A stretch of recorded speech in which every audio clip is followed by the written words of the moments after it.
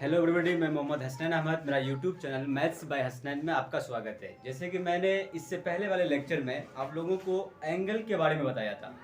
अब मैं इस लेक्चर में आप लोगों को फॉर एएमयू के लिए 6th क्लास के लिए इसमें आप लोगों को आज ट्रायंगल के बारे में बताने वाला हूँ।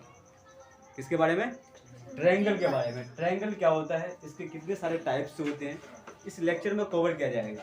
तो यहाँ पर ट्रायंगल क्या है? ट्रायंगल एक ऐसा क्लोज्ड फिगर होते हैं, जो 3 लाइन सेगमेंट से क्या होते हैं, क्लोज्ड होते हैं, घिरे हुए रहते हैं। उसको हम लोग क्या कहेंगे? ट्रायंगल। हिंदी में इसको कहते हैं त्रिभुज। क्या कहते हैं? अगर आप त्रिभुज को अगर देखेंगे, त्रिभुज, तो त्रिभुज 2 वर्ड से मिलकर बना है, एक त्रि, दूसरा क्या है? भुज। तो त्रि का मतलब क्या होता है? 3। भुज का मतलब क्या होता है? भुजा। तो 3 भुजा से घिरी हुई आकृति को ही हम लोग क्या कहते हैं? त्रिभुज कहते हैं। तो यहाँ पर ट्रायंगल कहते हैं। ट्रायंगल में भी 3 लाइन सेगमेंट होंगे। त्रिभुज या ट्रायंगल, बात क्या है? एक ही है। तो त्रिभुज 3 लाइन सेगमेंट से घिरी हुई आकृति रहती है। अगर 4 दे देंगे तो 4 लाइन सेगमेंट से अगर किसी आकृति को अगर बनाएंगे, किसी क्लोज फिगर को, तो वो क्या बन जाएगा? क्वाड्रिलेटरल, जिसको चतुर्भुज कहते हैं। अगर 5 लाइन सेगमेंट से घिरा हुआ रहेगा तो उसको हम लोग पेंटागोन कहेंगे, पंचभुज कहेंगे। तो हम लोगों को यहाँ पर त्रिभुज से रिलेटेड बातें जानना है। तो त्रिभुज में कितने लाइन सेगमेंट से घिरी हुई आकृति रहती हैं? 3। तो इसको हम लोग ट्रायंगल कहते हैं। जैसे अगर आप एक फिगर बनाएं कि ट्रायंगल कहते किसको है, फिगर कैसा होता है, तो ये है इसका ट्रायंगल का फिगर। ये मान लेते हैं इसको ए, इसको मान लेते हैं इसको बी, इसको सी। ए बी सी, ये एक क्या है? ट्रायंगल है। ये एक क्या है? ट्रायंगल है। क्योंकि इसमें 3 लाइन सेगमेंट है। एक लाइन सेगमेंट ए बी, दूसरा लाइन सेगमेंट बी सी, और तीसरा लाइन सेगमेंट ए सी या सी ए। तो इस तरह से ये 3 लाइन सेगमेंट से घिरा हुआ आकृति है और क्लोज्ड है, ओपन नहीं है। क्या है? क्लोज्ड का मतलब हुआ कि ये वर्टेक्स सारा वर्टेक्स एक दूसरे से क्या है? जुड़ा हुआ है। ओपन रहेगा तो क्या होगा कि ये वर्टेक्स सी वर्टेक्स ए से जुड़ा हुआ नहीं रहेगा। तो क्लोज्ड होना चाहिए, तब उसको हम लोग क्या कहेंगे? ट्रायंगल। और ट्रायंगल का सिंबल होता है ये।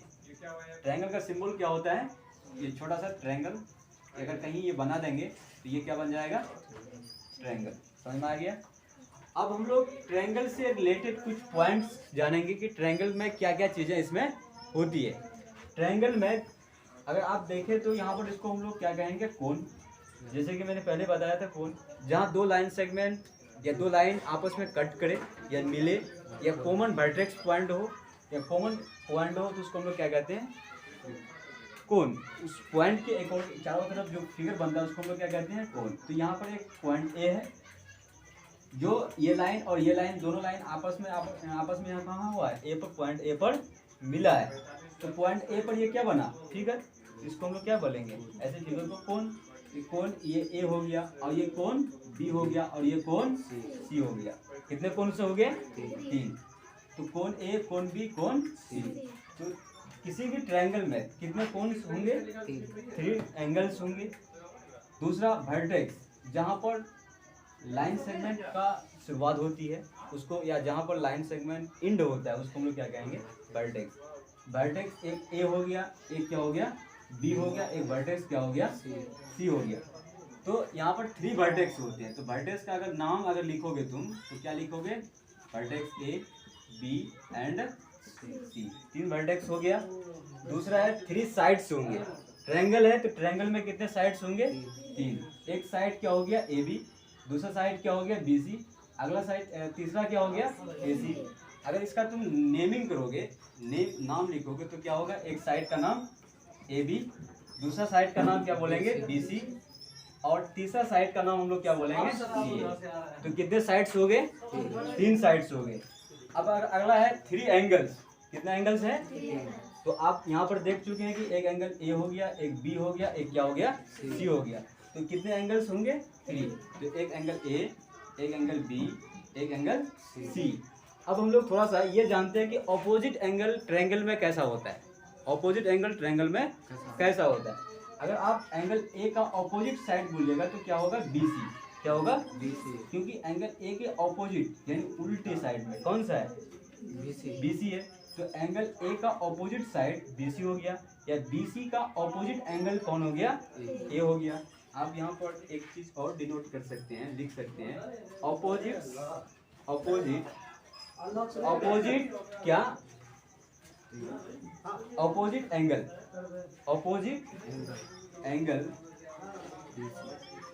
ऑपोजिट, ये बोलिए आप कि जैसे एंगल साइड है ना BC का ऑपोजिट क्या हो गया? एंगल A, और AB का ऑपोजिट क्या हो गया? C, और AC का ऑपोजिट क्या हो गया? B। तो ये हुआ क्या? Opposite angle. अगर ऑपोजिट एंगल के बाद ऑपोजिट अगर साइड का पता चले तो एंगल A का ऑपोजिट साइड क्या हो गया? BC। उसी तरह से जिस तरह से साइड को करेंगे उसी तरह से एंगल को भी करेंगे। अब 3 वर्टेक्स, 3 एंगल, 3 साइड्स, ये हुआ। अब ट्रायंगल के तीनों एंगल को अगर आप जोड़ोगे, ट्रायंगल के तीनों एंगल को अगर आप जोड़ोगे तो क्या होगा? Sum of 3 angle of a triangle is कितना? 180 डिग्री। अब ट्रायंगल के तीनों एंगल को जोड़ोगे ना तो कितना मान होगा? 180 डिग्री। तो ट्रायंगल के तीनों एंगल का मान 180। अब मैं इसके बाद आप लोगों को टाइप्स ऑफ एंगल के बारे में बताऊंगा। क्लासिफिकेशन ऑफ ट्रायंगल, हम लोग यहाँ पर जानेंगे क्लासिफिकेशन ऑफ ट्रायंगल। मतलब क्लासिफिकेशन का मतलब होता है वर्गीकरण। क्लासिफिकेशन मतलब क्या होता है?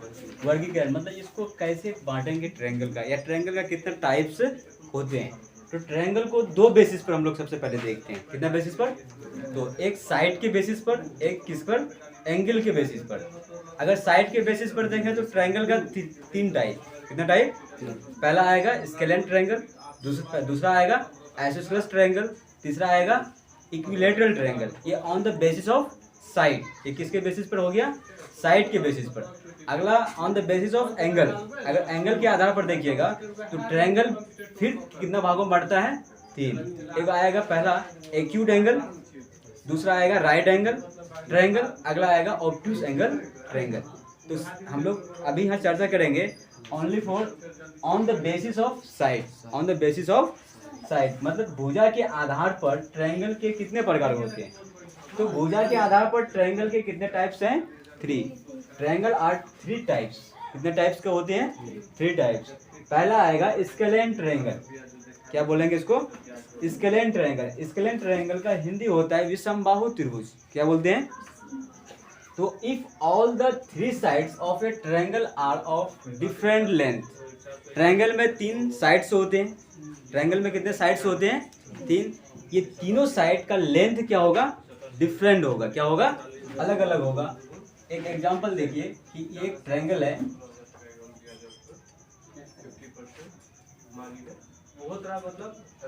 ट्रायंगल है, इसको मान लेते हैं ए, इसको मान लेते हैं बी, इसको मान लेते हैं क्या? सी। इसका लेंथ अगर 10 मीटर है तो इसका लेंथ कितना होगा? 12 मीटर मान लेंगे। कितना मीटर? 12 मीटर। और इसका लेंथ कितना मान लेंगे? मान लेंगे ये 4 मीटर है। कितना मीटर है? तो डिफरेंट लेंथ का होगा। मतलब सबका लंबाई क्या होगा? अलग अलग होगा। तीनों साइड का इक्वल लेंथ नहीं होगा। इक्वल लेंथ किसका होगा? इक्विलैटरल ट्रायंगल, जो हम लोग आगे आने वाले हैं। पहले हम लोग समझ लेते हैं कि स्केलेन ट्रायंगल क्या है। तो स्केलेन ट्रायंगल के तीनों साइड्स क्या होते हैं? डिफरेंट होते हैं। क्या होते हैं? लेंथ डिफरेंट होता है। पहला अगर 10 मीटर मान ले, दूसरा क्या है? 12। अगला कितना होगा? 4। अगर आप ये ना मान करके कोई और चीज मान सकते हैं, 5, 7, 2, है ना। तो ये लेंथ उसका क्या होगा? अलग अलग होनी चाहिए। तभी हम उसको, उस ट्रायंगल को हम लोग क्या बोलेंगे? Scalene triangle. तो स्केलेन ट्रायंगल में पहला बात कि लेंथ तीनों साइड का क्या होगा? अलग अलग होगा। यानी AB का जो लेंथ होगा वो BC की लेंथ के बराबर नहीं होगा, और BC का जो लेंथ होगा वो AC की लेंथ के बराबर नहीं होगा। ये क्लियर हो गया?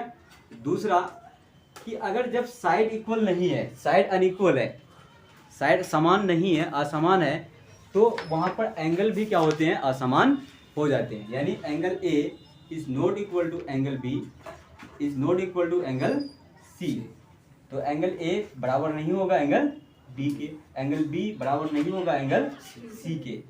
तो ये 2 पॉइंट आपको स्केलेन ट्रायंगल में नोट करना है, ध्यान रखना है कि 3 साइड्स भी इक्वल अनइक्वल होते हैं और 3 जो एंगल्स होते हैं वो भी क्या होते हैं, अनइक्वल होते हैं। अब मैं आता हूँ इस दूसरा टाइप्स आइसोसेलेस ट्रायंगल, जिसको हिंदी में बोलते हैं समद्विबाहु त्रिभुज। क्या बोलते हैं?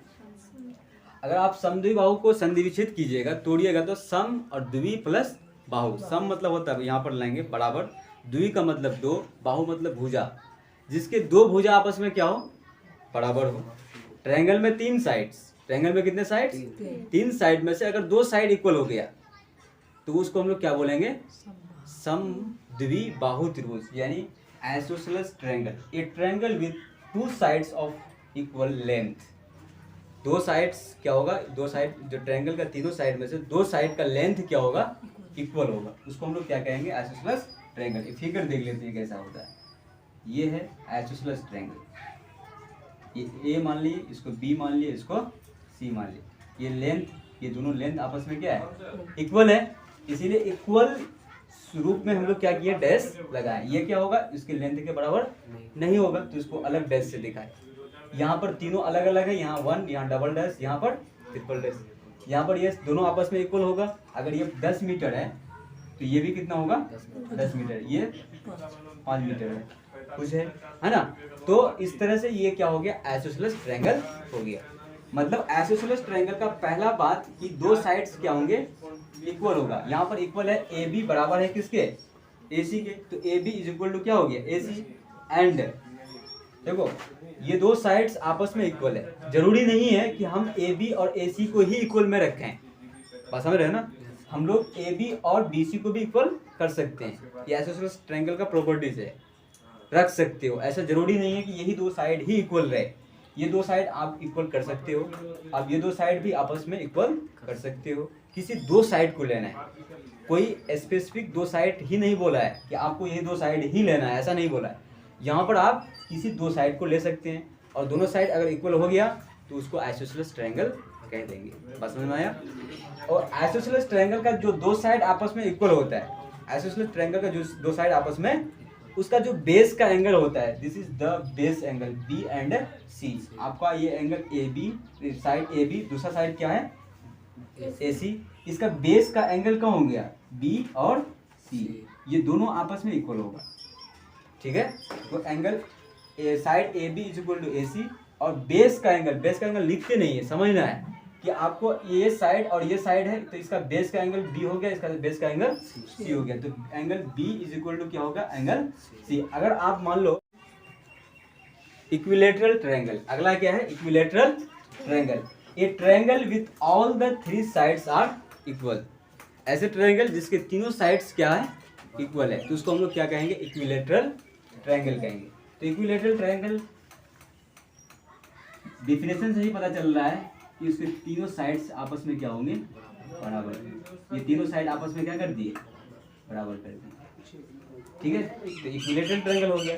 लेंथ भी इक्वल रखना है, देखने में भी लगना चाहिए कि इक्विलेटरल ट्रायंगल, अगर आप क्वेश्चन बना रहे हो और आप अगर वहां पर चर्चा इक्विलेटरल ट्रायंगल का हो गया, तो आप इक्विलेटरल ट्रायंगल के जैसा बनाना है फिगर, मतलब तीनों साइड लगना चाहिए कि बराबर बराबर लेंथ का है। और आइसोसेलेस बना रहे हो तो लगना चाहिए कि 2 साइड आपस में इक्वल है और ये क्या है, अनइक्वल है।